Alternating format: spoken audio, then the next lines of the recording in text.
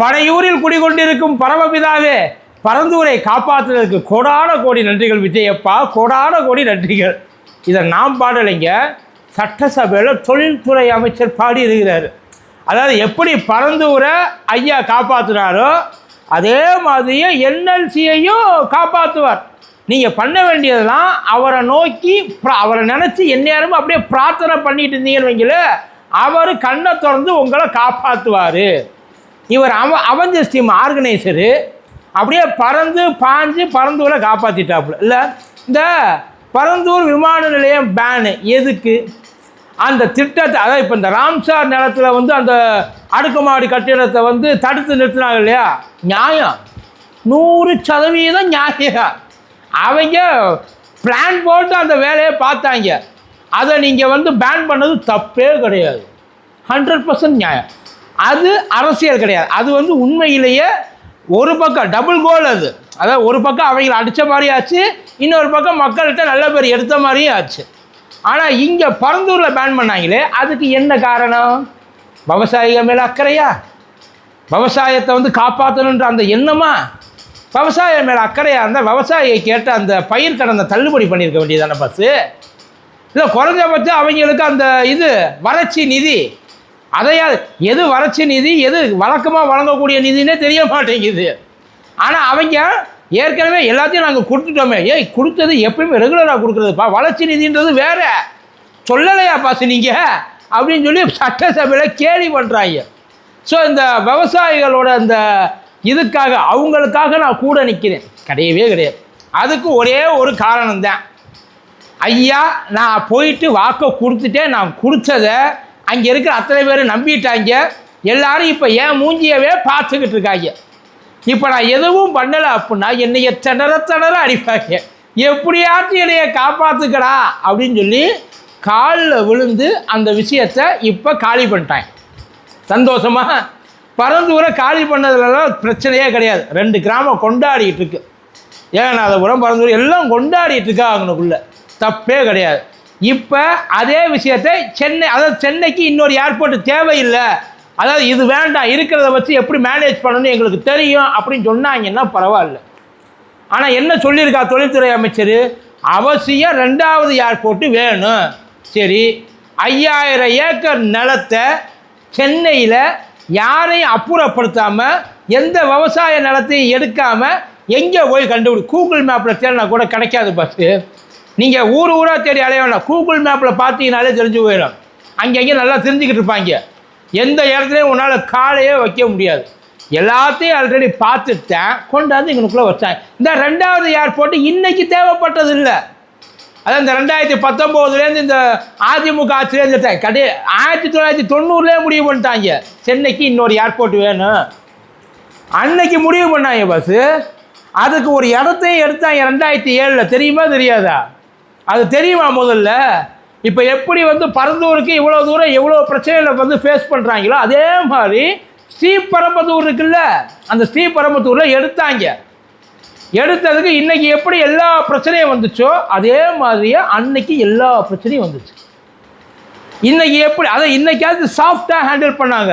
உண்மையிலே அன்னைக்கு எவ்வளவு எதிர்ப்பு வந்தாலும், ஏன்னா அவங்களுக்கு எதிர்ப்புன்றது எப்பயும் வரத்தான் செய்யும். ஒரு அரசாங்கம்னு வந்துட்டா, டெவலப்மெண்ட்டுன்னு வந்துட்டா, எதையாச்சும் ஒன்று காலில் போட்டு நசுக்கியே ஆகணும். உண்மையில அந்த பாகுபலி படம் பார்த்துருக்கீங்கள, உண்மை 1000 அடி சிலை 1000 பேரையாவது காவு ஏற்காதான் பாங்கல்ல, அதே மாதிரி தான். ஒரு வளர்ச்சி திட்டம்னு வந்துட்டா சில இடம் அது மாட்டு அழிஞ்சு போயிடும், அதை கேட்கவே முடியாது. இன்றைக்கி இண்டஸ்ட்ரியலாக சிப்காட்டாக எவ்வளவு இடங்கள் இருக்குது. இன்றைக்கி இருக்கிற ஏர்போர்ட்டு இதுக்கு முன்னாடி தரிசு நிலமாவை கடந்திருக்கும், யோசிச்சு பாருங்கள். தரிசு நிலம் இப்போ எந்த இடத்தையும் அழிக்காமல் கொண்டாந்து சேர்க்கல. அன்னைக்கு ஸ்ரீபெரும்புதூர் மக்கள் போராட்டம் ரொம்ப ஹெவியாக இருந்ததுனால அதை முடக்கிட்டாங்க, அதை அப்படியே நிறுத்திட்டாங்க. இதுக்கப்புறம் இவங்கள்ட்ட இதுக்கப்புறம் ரொம்ப ஃபோர்ஸ் பண்ண முடியாது. அந்த 2010 ஒருவேளை இன்னொரு ஏர்போர்ட் வந்திருந்தால் மேபி தமிழ்நாட்டோட நிலைமை வேறு மாதிரி தலைகீழாக மாறி இருக்கும். இப்போ இந்த கேப்பில் 2010 to 2016 வேறு எந்த ஏர்போர்ட்டும் கிடையாது. இந்த கேப்பில் ஹைதராபாத்தில் ஏர்போர்ட்டை, ஆந்திராவில் ஏர்போர்ட்டை போட்டாங்க, பெங்களூரில் ஏர்போர்ட்டை போட்டாங்க. இப்போ 10ஆவதுக்கு இன்னொரு ஏர்போர்ட்டை இப்போ கட்டி முடிச்சுட்டாரு. அதுக்கப்புறம் இன்னொரு ஏர்போர்ட் குப்பம் பக்கத்தில் அடிக்கல் நாட்டிட்டு உட்கார்ந்துருக்குறாங்க. எதுக்கு அவங்க ஏர்போர்ட்டாக கட்டிக்கிட்டு இருக்காங்க? கவர்மெண்ட்டு எடுக்கிறதுல ஒரு சில ரூல்ஸ் எல்லாம் இருக்குது பாஸு. இஷ்டத்துக்கு போயிட்டு எல்லாரையும் வெளில தள்ளிட முடியாது. முதல்ல அந்த நில கையகப்படுத்துறது இருக்குல்ல, அந்த நில கையகப்படுத்துறதுலையே கவர்மெண்ட்டுக்கு எவ்வளோ தூரம் கம்மியாக வந்து செலவு பண்ண முடியுமா? புரியலையா? எங்கெங்கெல்லாம் அரசாங்க நிலம் நிறையா இருக்கோ முதல்ல அங்கே தான் கையை வைப்பாங்க. அதை யார் பேரில் இல்லாமல் இன்னும் அதை இன்னொரு, ஏன்னா ஒவ்வொரு இடத்துக்கு காசு கொடுக்கணும். 1க்கு 2 மடங்காக காசு கொடுக்கணும். இதே சிட்டியை விட்டு தள்ளி ரூரல் ஏரியாவாக இருந்தால் 4 மடங்காக காசு கொடுக்கணும். இந்த காசையெல்லாம் கவர்மெண்ட் கொடுக்க முடியாது. இப்போதைக்கு 1500 ஏக்கர் கையகப்படுத்தியிருக்கிறாங்க. இப்போ இந்த 1500 ஏக்கரையும் இப்போ இந்த விவசாயத்தை நாங்கள் காப்பாற்றுறோம், அதனால இந்த வேலையை நாங்கள் வந்து விட்டுடுறோம், நாங்கள் இனிமேல் இந்த வேலையை பார்க்க மாட்டோம், ஏர்போர்ட்டு கட்ட மாட்டோன்ட்டு இல்லை. அப்போ நியாயமாக என்ன பண்ணணும்? சட்டம் இருக்குது. நான் சும்மா போகிற போக்குலலாம் சொல்லிட முடியாது. அங்கே அமைச்சர் வேணால் இருக்கிறத மறைச்சிட்டு அரைகுறையாக படிக்கலாம். தொழில்துறை அமைச்சர் படித்தாங்கல்ல, சட்டத்தில் இடம் இருக்குது. அந்த இடத்துல எந்த வேலையும் பார்க்கக்கூடாது, விவசாயம் தான் பார்க்கணும் அப்படின்றது தான் அந்த மக்களோட கோரிக்கை. இப்போ அங்கேருந்து அந்த 13 கிராமத்தில் 2 கிராமத்தை தள்ளிட்டு பேலன்ஸ் 11 கிராமமும் வாங்கிட்டு போயிட்டாங்க. அது சில பேர் சொல்கிறாங்க அதை ஃபோர்ஸ் பண்ணாங்க. ஃபோர்ஸ் பண்ண தான் செய்வாங்க அரசாங்கம் ஃபோர்ஸ் பண்ணு சார். அந்த மக்களை நினச்சா உண்மையிலேயே கஷ்டமாக தான் இருக்கும், ரொம்ப கஷ்டம்.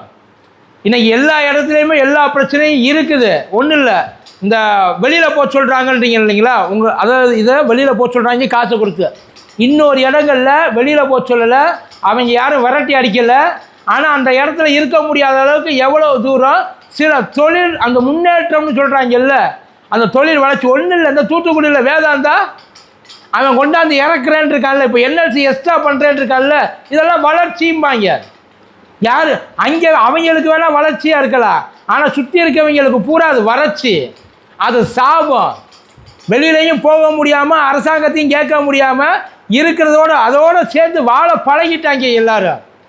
அதை பற்றி எனக்காச்சும் கவலைப்பட்டிருக்கல. இப்போ வேதாந்தாவை கொடுத்து கன்னியாகுமரியில் இந்த இது கொடுத்துருக்கீங்கள, அது தனி டாபிக், அது அப்புறமா வருவோம். இயற்கை வளம், கனிம வளம், விவசாயம், நீராதாரம், மக்களோட பிரச்சனை, இதையெல்லாம் எங்களுக்கு முன்னாடி வேறு எதுவுமே வந்து எங்களை எதுவும் செய்ய முடியாது, நாங்கள் வேறு எந்த முடிவும் இறக்க மாட்டோம், வீர வசனமெல்லாம் பேசுனீங்கல்ல கன்னியாகுமரிக்கு அடுத்து வருஷம். அது இன்னும் அது வெளியில் தெரியாமலே இருக்குது. பேசாமல் கம்யூனிஸ்ட்னாலும் வாயை திறப்பான்னு பார்க்குறோம். அதை பற்றி எதுவுமே எல்லாரும் பரந்தூர்லேயே உட்காந்துட்டாங்க. பரந்தூரில் இவங்க பண்ணது முழுக்க முழுக்க முழுக்க ஈகோ பிரச்சனை, அவங்களோட அந்த இமேஜ் பிரச்சனை. சொன்னதை செய்யாமல், ஏன்னா பச்சையை எல்லாம் அவர் முதல்ல இறங்கி போயிட்டு அந்த இடத்துல ஒரு மக்க பிரச்சனையை பேசுனது. அவர் பேசுகிற மக்க பிரச்சனையே அது ஒன்று தான், அது வரைக்கும் பேசுனது அது ஒன்று தான். இப்போ அந்த மக்க பிரச்சனையை நான் தெரியாதனமாக வாயை விட்டு பேசிட்டேன், அதை எல்லோரும் திரும்ப எடுத்துக்கிட்டு என்னை அடிக்க வர்றாங்க.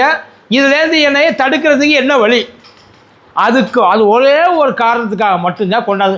இப்போ இன்னொரு இடத்துக்கு நாங்கள் கொண்டு போகன்றான் இல்லை, நீ எப்போ இன்னொரு இடத்த கண்டுபிடிச்சி? இப்போ சென்னையோட மொத்த ட்ராவல் இது எவ்வளோ தெரியுமா? ஒரு வருஷத்துக்கு ஆல்மோஸ்ட் 2.5 கோடி பேர். இன்னும் 10 வருஷத்தில் அது 4.5 கோடி இல்லை 5 கோடி ஆகுன்றாங்க. அந்த இப்போ இருக்கிறதுக்கே தடுமாறுது சென்னை ஏர்போர்ட்டு. இதுக்கு மேலே அங்கே உள்ளுக்குள்ளே இன்னொரு ரன்வே எங்கே கொண்டு வைப்ப? இன்னொரு ரன்வே வைக்கிறேன்ற, இன்னொரு ரன்வே எங்கே கொண்டு வைப்பிய? வானத்தில் கட்டுவீங்களா? ஸ்பைடர்மேன், சூப்பர்மேன், பேட்மேன் மாதிரி இந்த அந்த அவெஞ்சர்ஸ் டீம்னு மனசுக்குள்ளே இவங்களுக்கு நினப்பு இல்லை. இந்த இவன் வச்சுருப்பான், இந்த 5 ரிங்கை வச்சு இப்படி பண்ணோன்னே எல்லாம் அப்படியே மாறி போயிடுமா? இல்லை அந்த ரேஞ்சில் தான் எல்லோரும். அப்போ கேட்குறவன் பூரா லூசு போய. அந்த முதல்ல எடுத்த இடத்த நீங்கள் விவசாயிக்கு கொடுக்கணுமா இல்லையா? அதுதானே விவசாயத்தை காப்பாற்றுது, அதுதானே விவசாய பக்கம் நிற்கிறது. சட்டம் என்ன சொல்லுது? நீங்கள் எதுவும் பெரிய மனசு பண்ணி தாராள மனசு பண்ணினா தாவேக்கா தர வேண்டாம். சட்டம் என்ன சொல்லுது? ஒரு இடத்த ஒரு விஷயத்துக்காக கவர்மெண்ட்டு கையகப்படுத்தினா அந்த இடத்த அந்த விஷயத்துக்காக மட்டும்தான் பயன்படுத்தணும். ஒருவேளை அப்படி பயன்படுத்தலை அப்படின்னா அது யாருக்கிட்டேருந்து நீ வாங்கினியோ அவங்ககிட்ட திரும்ப கொடுத்துடணும். இது ரூல்ஸு. அதுக்காக கொடுத்த காசையோ இல்லை பணத்தையோ வட்டியோடையோ இல்லை சும்மாவோ திரும்பியெல்லாம் நீங்கள் கேட்க முடியாது, அப்படி கேட்கக்கூடாது, அது ரூல்ஸு. ஒருவேளை நீங்கள் பயன்படுத்தாமல் 5 வருஷம் சும்மாவே போட்டு கிடந்தீங்கன்னு வைங்க. இப்போ இவங்க சொன்னாங்கல்ல இந்த rehabilitation and resettlement act, LARR, land அக்விசேஷனு, அதே ஆக்ட் அதே 2013 தான் வருது. அதுவும் 5 வருஷத்துக்கு மேலே பயன்படுத்தலை அப்படின்னா எவங்கிட்ட இருந்து வாங்கினியோ திரும்ப அவங்ககிட்ட நிலம் போய் சேரணும் ரூலு. அதை பண்ண சொல்லுங்கள். அதைத்தானே சார் நீங்கள் வாக்கு கொடுத்தீங்க. ஆனால் சொல்லுவார், நான் ஏர்போர்ட்டு வர விடாமல் தடுப்பேன்னு தானே சொன்னேன், வேறு எதையும் நான் ஏற்பாடு பண்ண மாட்டேன்னு சொல்லலைல்ல. அதை தாண்டி வைப்பேன். அந்த இடத்துல வேறு ஏதாச்சும் ஒரு தொழில், வேறு ஏதாச்சும் ஒரு தொழிற்சாலை, வேறு ஏதாச்சும் ஒரு மேனுஃபேக்சரிங் யூனிட் வந்துட்டால் விவசாயம் பாடுபடாத. அந்த இடத்துல வேறு என்ன பண்ண முடியும்? மாட்டு பண்ண வைக்க முடியலா? விவசாயத்துக்கு பாதிப்பு இல்லாமல், நீர் வளத்துக்கு பாதிப்பு இல்லாமல், மறுபடியும் நீரை உறிஞ்சிட ஏதாச்சும் ஒரு இதுவாவது பரவாயில்ல போட்டு அடைச்சிருவாங்க. அதெல்லாம் உறிஞ்சி எடுத்து வெளியில் தள்ளுறதுலாம் விஷவாயு, அது பூரா விஷ கழிவு. அது இப்போ அதுக்கு என்ன பதில் சொல்லுவீங்க? என்ன கொண்டு வர போகிறாங்கன்னு இது வரைக்கும் தெரியாது. இப்போ எங்கே புதுசாக கட்ட போகிறாங்க, அந்த இடத்துல என்ன கொண்டு வர போகிறாங்க, எந்த இடத்துல இதை கட்ட போகிறாங்க அதுவும் தெரியாது. சும்மா குட்டா போக்கில் அடிச்சு விடு, யார் ஏற்க போகிற? இதை எடுத்து கொண்டாடி திரிய வேண்டிய மக்கள் அந்த 2 கிராமம் கொண்டாடுது. ஆனால் என்ன கொண்டு வர போகிறாங்கன்னு தெரிஞ்சால் அது கொண்டாடுமா இல்லை திண்டாடுமா, என்ன பாடுபடும் அப்படின்றது கொண்டு வந்ததுக்கு அப்புறம் தான் தெரியும். இது ஒரு டெம்பரவரி செலிப்ரேஷன். இப்போ அதை இப்போ என்ன சொல்கிறாங்க, இப்போ ஏற்பட்ட ஒரு இதெல்லாம் கட்டுனா வெள்ளம் தாங்குமா சென்னை? இதுக்கு முன்னாடி தாங்கலையா? இதுக்கு முன்னாடி என்ன பண்ணாங்க? இதுக்கு முன்னாடி ஏர்போர்ட் கட்டியிருந்தாங்களா? அதனால தான் சென்னையில் வெள்ளம் வந்துச்சா? வடிகால் இப்போ ஆல்ரெடி அது அப்படித்தான் இருக்குது. இது மேற்கொண்டு என்ன பண்ண போகிறாங்க? இருக்கிற வடிகால் வாரியத்தை ஒழுங்காக இப்போ சென்னை இப்போ மழை வரும்ல, அப்போ கேட்பாங்க எல்லாரும், என்னப்பா பண்ண போறீங்க? அப்பயும் ஒரு பதில் வச்சுருப்பாங்க. இப்போயே எப்படின்னா அப்புறம் எப்படி? எந்த இடத்துல எல்லாரும் கேட்குற ஒரே கேள்வி, எந்த இடத்துல யாருக்கும் பாதிப்பு இல்லாமல் இவ்வளவு இடத்த நீ எடுப்ப? அது அவங்க அது பதில் சொல்லணும்ல சார். அப்போ உங்ககிட்ட அதுக்கான மாற்று யோசனையே கிடையாது. ஒன்று அதுக்கு எந்த விதமான ஏற்பாடும் கிடையாது. சும்மா போகிற போக்கில் சொல்லி வச்சுட்டு சொல்லுவாங்கல்ல, எழுதிக்க என்ன இப்போ நான் சொல்கிறது தானே, எல்லாத்தையும் எழுதிக்க பண்ணால் தானடா. அதுக்குள்ளே அடுத்த மறந்துடுவாங்க. அதுக்கப்புறம் அப்போ ஏர்போர்ட் இல்லாமலே நீ ஓட்ட போகிற. அப்புறம் எப்படி சார் இங்கே தொழில்துறையில் முன்னேற்றம்னு ஒன்று வரும்? அங்கே இருக்கிறாங்க, எல்லாரும் இருக்கிறாங்க. இங்கேருந்து போகிறவங்க வர்றவங்க அந்த நெருக்கடியில் சிக்கி அங்கே ஏதாச்சும் ஒரு பெரிய பிரச்சனை வந்ததுக்கப்புறம் அப்பயும் நீ நினச்ச உடனே ஓப்பன் பண்ணிடலாமா? பஸ் ஸ்டாண்டை கட்டுறதுக்கே பல வருஷம் ஆச்சு. பஸ்ஸு ஏர்போர்ட்டை கட்டுறதுக்கு எத்தனை வருஷம் ஆகும்? எதுக்கு இங்கேருந்து கொண்டு போனாங்க? கோயம்பேட்டிலேருந்து எதுக்கு கிளாம்பாக்கம் கொண்டு போனாங்க? திருச்சியில் ஜங்ஷன்லேருந்து எதுக்கு பரந்தூர் கொண்டு போனாங்க? தமிழ்நாட்டில் ஆல்மோஸ்ட் எல்லா இடத்துலையும் வேறு ஒரு இடத்துக்கு மாற்றிட்டாங்க. டெவலப்மெண்ட் வர வழியே கிடையாதுப்பா. ஆனால் என்ன அங்கெல்லாம் பெருசாக இந்த அளவுக்கு இடங்கள் தேவைப்படல. குறிப்பிட்ட இடம் இருந்தால் போதும். ஒன்லி அந்த ட்ராவலிங் டிஸ்டன்ஸ் தான் பிரச்சனை ஆயிடுச்சே தவிர வேறு எந்த விதமான பிரச்சனையும் அவங்க ஃபேஸ் பண்ணல. ஆனால் இங்கே எல்லா பிரச்சனையும் இருக்குது. ஒரு ஏர்போர்ட்டு கட்டுறதுக்கு எவ்வளோ பர்மிஷன் இருக்குது தெரியுமா? சாதாரணமாக நினச்சோனையே நம்ம மாட்டுக்கு போயிட்டு கட்டிடலாம் முடியாது.